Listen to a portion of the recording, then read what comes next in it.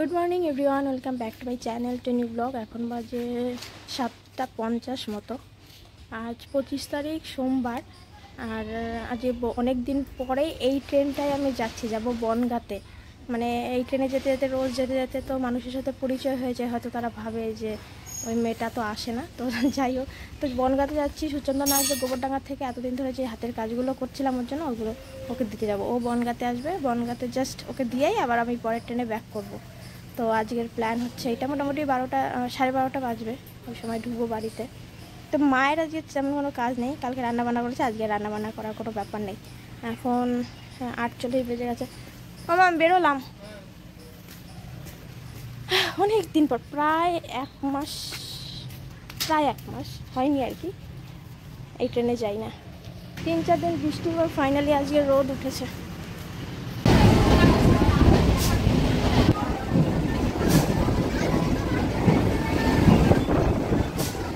নটা 5 বাজে। এই এখন মানে রানাঘাট থেকে ছেড়ে এলো 8:34 বনগাঁ লোকাল গোপালনগর ঢুকছে।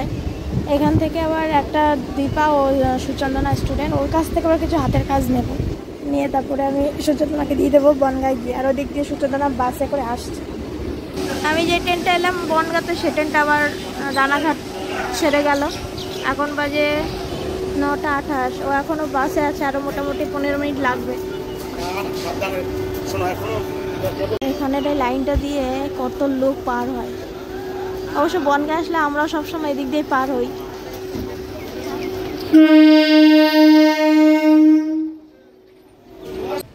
বনগাঁ স্টেশনে বসে কাজটা সেরে নিলাম, আর 10:20 ট্রেনটা ধরে আবার ব্যাক করছি রানাঘাটে। 11টার দিকে পৌঁছলাম রানাঘাটে।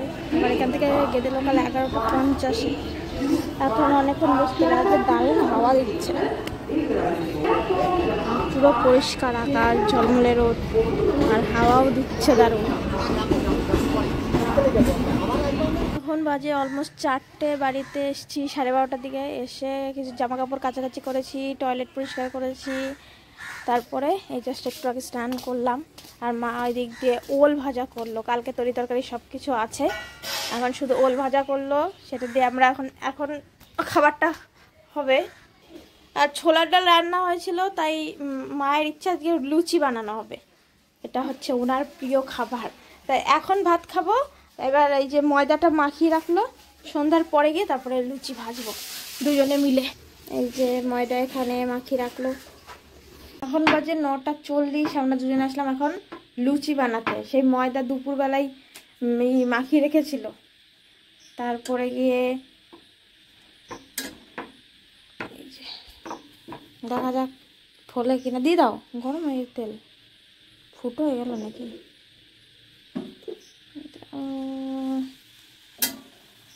মা বেলে বেলে দেবে আর আমি ভাজবো।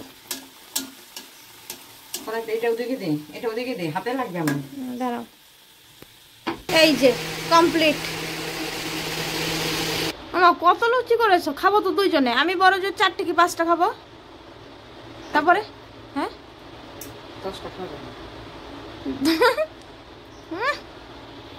কতগুলো লুচি বানিয়েছে, খাবো দুইজনে, কালকে আবার খাবে। খাও, তুমি শুরু করো, তোমার প্রিয় খাবার শুরু করো, দেখি তুমি কয়টা খেতে পারো। আজকের ভিডিওটা লুচি খেতে খেতে শেষ করছি। কিছু ভালো লাগলে একটা লাইক করে দিও অন্তত। আবার দেখা হচ্ছে পরের ভিডিওতে। এখনকার মতো টাটা, গুড নাইট।